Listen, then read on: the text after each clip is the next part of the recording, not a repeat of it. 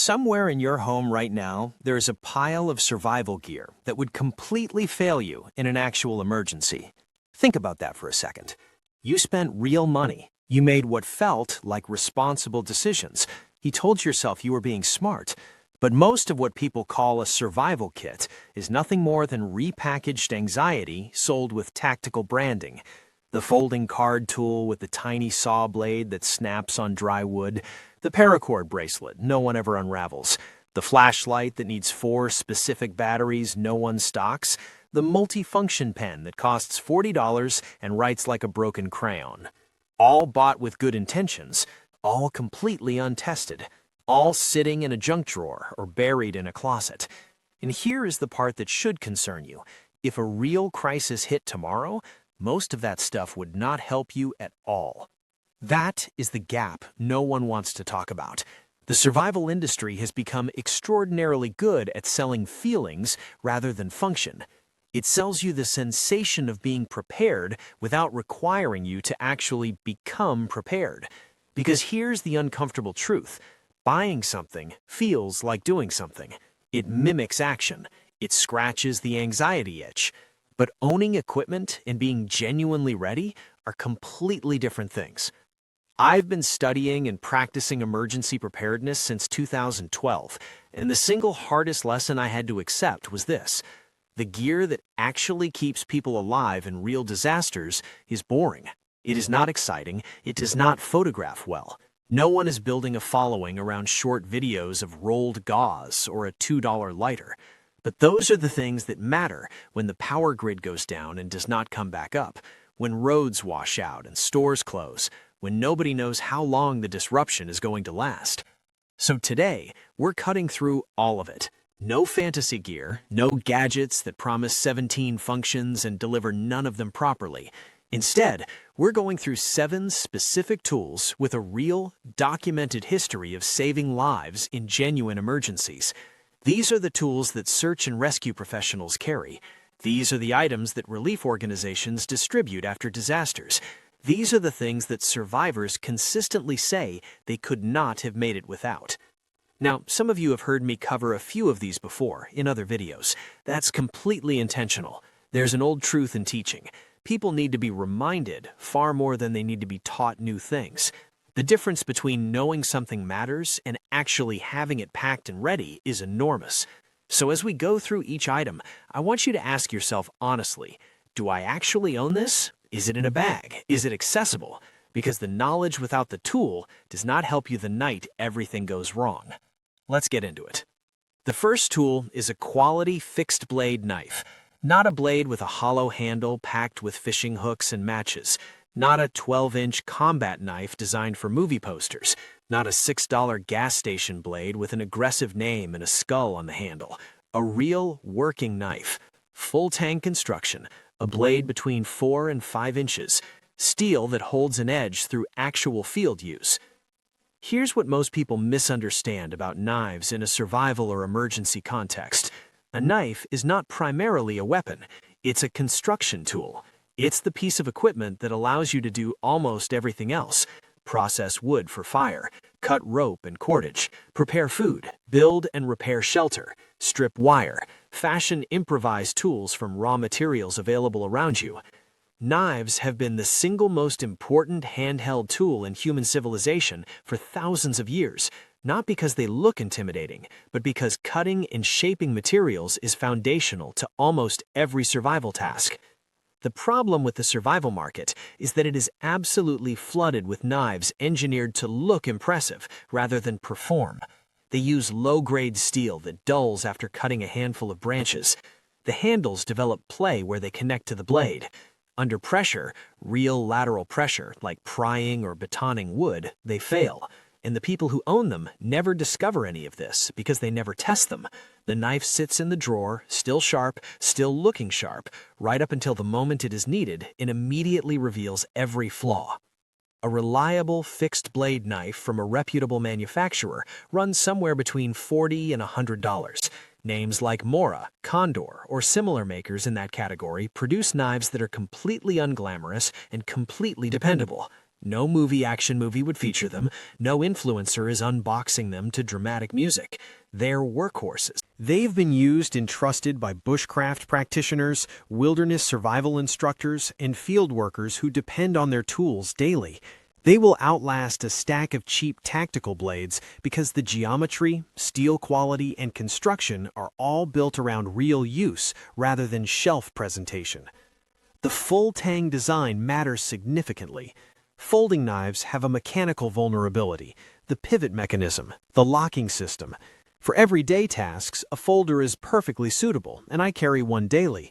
But when you are depending on a blade for hours of heavy work, batoning logs for firewood, prying, processing materials under pressure, you want one continuous piece of steel running from the tip straight through the handle. No joints, no moving parts, nothing that can fail under stress. That is the core advantage of full tang construction. It is not style, it is structural integrity. Can you honestly say you have a knife like this in a bag you could grab on your way out the door right now? If not, that is where we start. The second tool is a portable water filter. Water is what kills people fastest in a crisis, and in most cases, not because water is unavailable. The more dangerous situation is the opposite. After major flooding, after hurricanes, after infrastructure failures, water is often everywhere. Puddles, streams, standing water, compromised municipal systems, and nearly all of it is dangerous. It carries sewage contamination, bacteria, parasites, chemical runoff, and decomposing biological material. Drinking it without treatment moves a survivable situation into a life-threatening one with remarkable speed. Severe dehydration and gastrointestinal illness in a situation where you cannot access medical care can incapacitate a healthy adult in 2 to 3 days. It can kill them within a week. That is not a distant theoretical risk. That is a documented pattern from real disasters. A survey published by an emergency safety research organization found that only 5% of American households qualify as having a fully stocked emergency kit.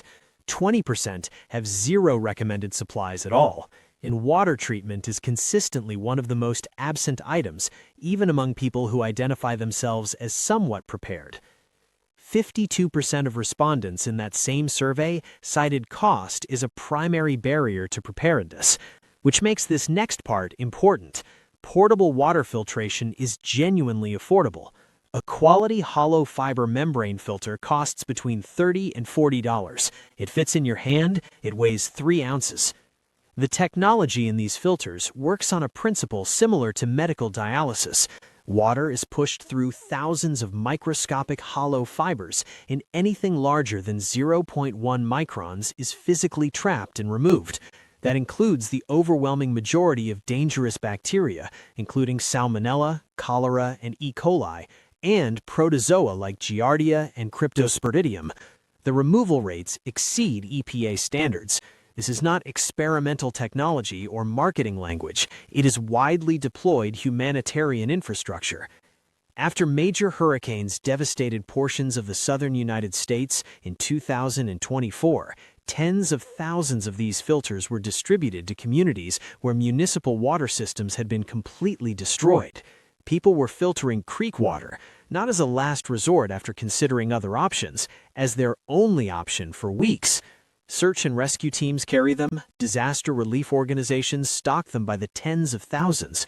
They work in the field under real conditions with no electricity, no replacement parts, and minimal technical knowledge required. My recommendation for most households is the Sawyer Squeeze, 3 ounces, rated for 100,000 gallons, compatible with standard water bottles, works as a personal drinking filter, attaches in-line, or can be configured as a gravity feed system for an entire family. When the flow rate slows down over time, you backwash it with the included syringe, and it restores to near original performance, and it costs roughly the same as a fast food meal for 2. If you do not own one of these right now, you have a significant gap in your preparedness. This is one of the most important $30 you can spend. The third tool is a headlamp, not a handheld flashlight, a headlamp. The distinction matters more than most people think until the moment they are standing in a dark room after a grid failure, holding a flashlight in one hand, trying to work with the other, and realizing that every task requiring two hands, which is most of them, is now twice as difficult and twice as slow. Headlamps keep both hands free, and in almost every real emergency scenario, your hands are what you need most. You need them to provide first aid, to move materials, to operate a radio or a stove, to calm down a scared child. Holding a light source in one hand eliminates half your functional capacity at exactly the wrong moment. A quality headlamp in the $30 to $40 range will deliver 200 to 300 lumens, offer adjustable brightness settings to manage battery life, and include a red light mode. The red setting is specifically useful for preserving night vision when you need to move between lit and dark environments without repeatedly losing your eye's adaptation. A good unit runs for 20 to 40 hours on a standard battery set. Store 3 headlamps minimum for a household of 2 adults. Add 1 more for each child. Keep fresh batteries stored separately alongside them and swap them in every 6 months. Batteries degrade in storage even without use. A headlamp with dead batteries is just a piece of plastic strapped to your forehead. The maintenance habit matters as much as the initial purchase. The fourth tool is a quality multi-tool. And immediately, I want to separate this from the category of gadget as gift item. Most multi-tools on the market are novelty items. The blades flex, the pliers are too weak to grip seriously, the screwdriver bits strip after a few uses. They look functional in a display case and fall apart in actual use. That is not what we are talking about here. A real multi-tool from Leatherman, Victorinox, or a comparable manufacturer at the $50 to $80 price point is a different category of equipment entirely. These are tools that have been in continuous professional use by contractors, military personnel, field researchers, emergency workers, and outdoor professionals for decades. The pliers can torque, the wire cutters can handle real wire, the blades hold an edge, the saw actually cuts. What makes a multi-tool uniquely valuable in an emergency context is the specific combination of functions it replaces: a screwdriver, pliers, wire cutter, saw, can opener, and file in a single unit that fits in a pants pocket. When you are managing infrastructure damage at home, a shattered window, a gas line you need to isolate, electrical work, a vehicle repair on the side of a flooded road, having access to multiple tools without needing a toolbox is not just convenient, it is the difference between being able to respond and standing there unable to act. Think about the scenarios most likely to require improvisation. Storm damage to your home, a vehicle breakdown in a compromised situation, setting up an improvised shelter or campsite. In every one of those scenarios, the ability to cut, grip, fasten, pry, and adjust without a full toolkit is enormously valuable. And unlike a knife, which performs cutting tasks exceptionally well but nothing else, a multi-tool fills the mechanical problem-solving role that no single other item can replicate. There's one thing I want to flag specifically for anyone who travels by air regularly. Multi-tools must go in checked luggage. Know that before you pack. The last thing you want is losing a quality tool at a security checkpoint. The fifth tool is a complete fire starting kit, and the word complete is doing real work in that sentence. A single lighter is not a fire starting kit. A box of waterproof matches is not a fire starting kit. A fire starting kit is a redundant, layered system, because fire starting fails under the exact conditions when you need fire most. Consider the scenarios where fire becomes critical: a cold weather emergency, a blizzard, a vehicle breakdown and freezing temperatures, a shelter situation where hypothermia becomes a risk within hours. Now add rain, add wet hands, add wind, add the reality that you are stressed, possibly injured, and working in low light. Under those conditions, a single lighter that gets wet or depleted is not a plan. It is a liability disguised as preparation. A proper kit has 3 components working in parallel. A standard butane lighter kept in a waterproof case. First choice, fastest, easiest to use. A ferrocerium wad for when the lighter fails, runs out of fuel, or gets soaked. Waterproof by nature, generates sparks at extremely high temperatures, works with a blade or striker when everything else fails. And tinder that ignites reliably in adverse conditions. Commercial fire starters, wax-impregnated cotton, or similar material that catches a spark and holds a flame long enough to get your fuel going. Hypothermia is one of the leading causes of death in wilderness and outdoor emergency situations. It does not require extreme cold. A person can develop dangerous hypothermia in temperatures as mild as 50 degrees Fahrenheit if they are wet and exposed. And, in an extended grid-down situation, heating a home without access to fuel or electricity may depend entirely on your ability to generate and manage fire. That is not a dramatic scenario. That is a realistic winter emergency. Build the kit, keep it in a small waterproof bag, practice with it before you need it. Know how to use the ferro rod when your hands are cold and shaking, because the day you actually need fire, practicing for the first time is not an option. The sixth tool is a first aid kit, but not the kind you buy off a shelf. Let me be completely direct about this, because the market has genuinely misled people on this topic. Those pre-packaged kits that advertise 150 pieces in bold letters on the packaging are nearly useless for anything serious. You open them up and count. 40 miniature bandages too small to cover anything significant, antiseptic wipes that dried out months ago, tweezers that bend under pressure, and tape that peels away the moment skin gets sweaty or damp. The 150 pieces count exists because someone on the marketing team decided to count each individual bandage as a separate unit. It is a number engineered to create the feeling of thoroughness without delivering it. These kits are designed by people who think about packaging, not by trauma nurses, not by emergency responders, not by people who have used medical supplies under real conditions.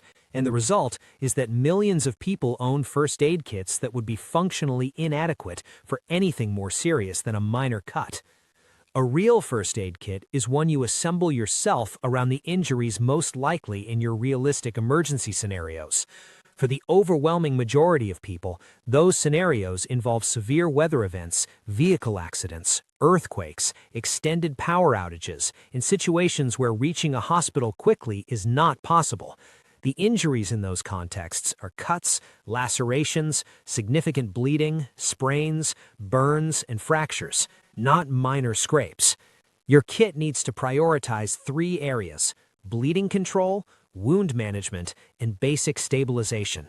For bleeding control, you need a CAT tourniquet or equivalent rated for real medical use, not a prop, not a fashion accessory, a tourniquet that meets the standards used by military and emergency medical services worldwide.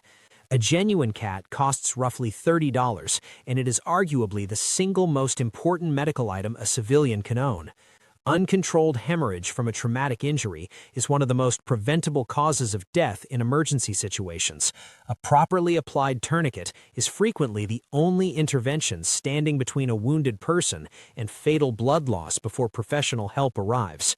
For wound management, Israeli bandages or equivalent pressure dressings, rolled gauze for wound packing, butterfly closures or wound strips, trauma shears, nitrile gloves, antiseptic solution, antibiotic ointment, and self-adhesive elastic wrap.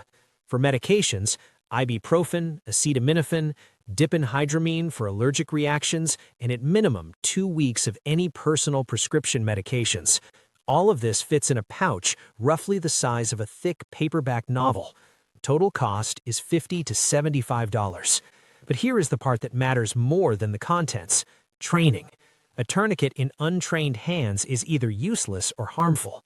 Stop the Bleed courses are available nationwide, frequently free, and take approximately 1 hour. They teach the most valuable emergency medical skill a civilian can develop. The supplies without the knowledge are just a bag of materials. The knowledge combined with the right supplies can keep a person alive until help arrives. Please take the course. The 7th and final tool is 550 paracord, And yes, I know, cordage is the least exciting item on any survival list. Nobody is making content about rope. It does not photograph well, it does not have features to explain, or impressive specifications to recite. But speak to anyone who has spent serious time managing a real extended emergency and ask them what surprised them most. Almost universally, the answer involves things they could not do because they lacked something simple to bind, connect, or secure materials. Cordage runs out, and once it does, the number of tasks you cannot complete multiplies rapidly. Type 3 550 paracord has a rated break strength of 550 pounds. It is constructed with a braided nylon outer sheath containing 7 independent inner strands, each of which can be removed and used for lighter-duty tasks. The outer sheath manages heavy work, securing tarps and improvised shelters, lashing structural elements together, tying equipment to vehicles, creating clotheslines, making improvised handles and harnesses, hanging food storage away from animals, dragging heavy objects. The inner strands handle finer tasks, trap triggers, fishing line, stitching, gear repair. In formal wilderness survival curriculum, cordage consistently appears alongside shelter, water, fire, and food as one of the 5 most critical resources. That's because nearly every other survival task eventually requires something to be bound, hung, attached, or secured.